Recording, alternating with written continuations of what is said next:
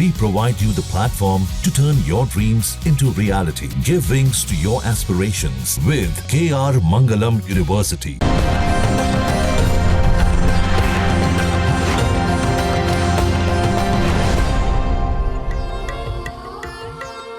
कर्पूर गौरम करुणावतारम संसार सारम भुजगेंद्रहारम सदा बसंतं हृदयारविंदे भवम भवानी सहितम नमामि।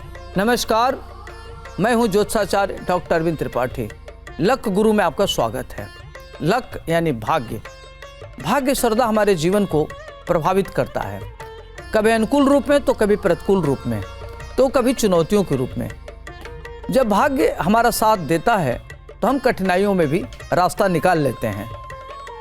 आखिर कैसे खुलेगा सौभाग्य का द्वार, कैसे जीवन सुख समृद्धि और खुशी के नित नए फूल खिलें, इस विशेष कार्यक्रम में ज्योतिष और वास्तु शास्त्र के दृष्टिकोण से मैं आपको बताऊंगा। मैं आपको बताऊंगा कि आपके ग्रहों का किस्मत कनेक्शन क्या है, रोजगार, व्यापार, परिवार, संबंध, स्वास्थ्य, यानी आपके जीवन के हर मोड़ पर आपको क्या करना चाहिए, क्या नहीं करना चाहिए, किन मंत्रों का जाप करें और किस देवता की पूजा करें, भाग्य लक्ष्मी को कैसे प्रसन्न करें और इसके लिए क्या उपाय करें, इसके बारे में आपको विस्तार से बताऊंगा। अब हम बात करेंगे चंद्रमा के बारे में कि अगर चंद्रमा लग्न से लेकर के 12 घरों में हो तो इसका क्या प्रभाव पड़ेगा। चंद्रमा को कहते हैं कि चंद्रमा मन का कारक होता है। चंद्रमा मनसो जायते, चंद्रमा मन का कारक होता है। चंद्रमा एकाग्रता का कारण होता है। कर्क राशि का चंद्रमा अपने घर का होता है। वृष राशि का चंद्रमा उच्च का होता है और वृश्चिक राशि का चंद्रमा नीच का होता है। तो चंद्रमा जब अच्छा होता है तो उसकी दशा महादशा में व्यक्ति महान उन्नति करता है। अगर वही चंद्रमा नीच का हो तो व्यक्ति काफ़ी परेशान होता है, उसको कई प्रकार की संकटों का सामना करना पड़ता है। वहीं अगर चंद्रमा उच्च का हो तो व्यक्ति महान उन्नत करता, अपने लक्ष्य को प्राप्त करने वाला होता है। जीवन में चंद्रमा की बहुत अच्छी भूमिका होती है। आइए हम शुरुआत करते हैं कि मेष राशि का चंद्रमा लग्न से 12 घरों में इसका क्या प्रभाव पड़ेगा। मेष का स्वामी होता है मंगल। मंगल के घर में चंद्रमा का होना, प्रथम भाव से व्यक्ति का व्यक्तित्व देखते हैं। उसका बाह्य व्यक्तित्व क्या है, आंतरिक व्यक्तित्व क्या है, उसकी सोच क्या है, थॉट प्रोसेस क्या है। तो मेष राशि की चंद्रमा होने के नाते आदमी बहुत कठोर होता है और कठोर निर्णय लेने वाला होता है, अपने लक्ष्य को प्राप्त करने वाला होता है, लेकिन एकाग्रता का अभाव होता है, एकाग्र नहीं हो पाता। चंद्रमा लग्न में हो तो व्यक्ति निरंकुश होता है, किसी की बात नहीं सुनता। चूंकि मंगल का घर है, मंगल ग्रहों का सेनापति है, तो आदमी निरंकुश होता है, लेकिन उसका व्यक्तित्व आकर्षक और प्रभावशाली होता है। व्यक्ति देखने में सुंदर होता है, चुंबकीय व्यक्तित्व होता है और अपने इमेजिनेशन में बहुत ज़्यादा इमेजिनेशन में जीता है। जितना वो कल्पना लोक में जीता है, अगर उसका 1/1000वां अंश भी अगर इम्प्लीमेंट कर ले तो व्यक्ति महान उन्नति कर सकता है। और चंद्रमा जिस भी व्यक्ति का लग्न में हो तो ऐसे लोगों को ऑर्गेनाइज करके रखने की ज़रूरत है। ऐसे लोगों को हमेशा अपने लक्ष्य के प्रति ध्यान रखना चाहिए, एकाग्र होकर के अपने कार्य क्षेत्र में लगना चाहिए। एकाग्रता का अभाव होता है, व्यक्ति बड़े बड़े सपने देखता है, बड़ी बड़ी बातें सोचता है, लेकिन उसको इम्प्लीमेंट नहीं करना चाहता क्योंकि आलसी होता। आज नहीं कल, कल नहीं कल, कल कभी आता नहीं है। ऐसे परिस्थिति में चंद्रमा वाले जो जातक होते हैं या जो उनके गार्जियन होते हैं, इनको हमेशा ध्यान रखना चाहिए कि इनको अच्छा गाइडेंस की ज़रूरत होती है, इनको इंकरेजमेंट की ज़रूरत होती है, इनको बूस्टअप की ज़रूरत होती है। इनको बातें बड़ी जल्दी लग जाती हैं, बड़े संवेदनशील होते हैं, छोटी छोटी बातें इनको हर्ट करती है। तो ऐसे जातकों को जो अपने इनके माता पिता हैं, गार्जियन हैं या गुरु हैं, इनको हमेशा पॉजिटिव बातें कहनी चाहिए, इनको हमेशा बूस्टअप करते रहना चाहिए, इनकी काउंसलिंग करते रहना चाहिए। और ऐसे लोगों को अगर सही दिशा दिया जाए तो लोग महान उन्नति कर जाते हैं। लेकिन देखा गया कि इनके एकाग्रता का अभाव, जितना इनके अंदर प्रतिभा होती है, क्षमता होती है, जितना सुपर इंटेलिजेंट होते हैं, उस हिसाब से अपनी एनर्जी का सही प्रयोग नहीं कर पाते। तो ऐसे परिस्थिति में इनको अपनी एनर्जी का पूरा सदुपयोग करना चाहिए। अब आइए हम बात करते हैं, अगर द्वितीय भाव में मेष राशि का चंद्रमा हो तो उसका क्या प्रभाव पड़ेगा। मेष राशि मंगल का घर हो गया, मंगल ग्रहों का सेनापति है। तो द्वितीय भाव में तो ऐसे लोगों को पैतृक संपत्ति प्रचुर मात्रा में मिलती है। इनको लिक्विडिटी और लैंड प्रॉपर्टी दोनों बड़े पैमाने पर मिलता है।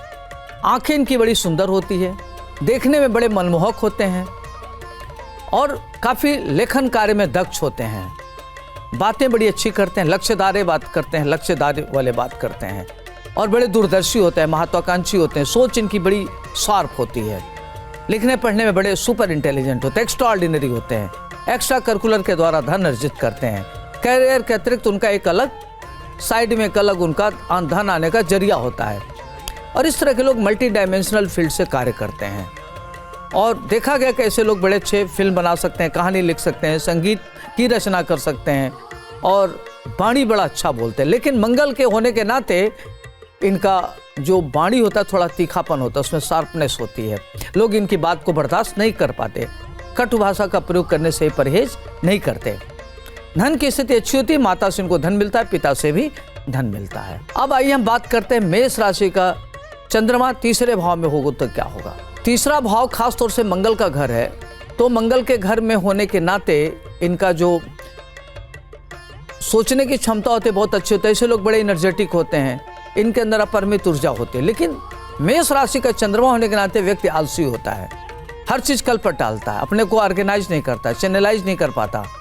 तो ऐसे लोग अगर बहुत मेहनत करेंगे तो आगे बढ़ जाएंगे, अगर भाग्य भरोसे रहेंगे तो उनको दिक्कत आएगी। तो उनको काफ़ी परिश्रम करने की जरूरत होती है, अपने को ऑर्गेनाइज करके चैनलाइज करके कार्य करें। इस तरह के लोग अपने भाइयों के प्रति बड़े संवेदनशील होते हैं, परिवार के प्रति बड़े संवेदनशील होते हैं, परिवार की देखरेख करते हैं और जिम्मेदारियों को ठीक से निर्वाह करने वाले होते हैं। आर्थिक इनकी स्थिति बहुत अच्छी होती है, कैरियर इनका बहुत बढ़िया होता है। ये लोग साहित्य के क्षेत्र में काफ़ी रुचि रखते हैं और आर्ट एकेडमिक काफ़ी अच्छे होते हैं। टेक्निकल फील्ड में लोग बड़ा कार्य करने में माहिर होते हैं और इनकी बहन से अपने काफ़ी लगाव होता है। भाई बहन के प्रति इनके मन में काफ़ी सम्मान होता है। परिवार को आगे बढ़ाने में इनका काफ़ी अच्छा पॉजिटिव अप्रोच होता है। किसी की बातों में नहीं आते, जो इनको करना है, किसी की बात की परवाह नहीं करते। और इस तरह के लोगों को देखा गया कि लोग सेल्फ सेंटर्ड होते हैं, अपने स्वयं में जीते हैं, स्वयं में मस्त रहते हैं और उसी में लगे रहते हैं।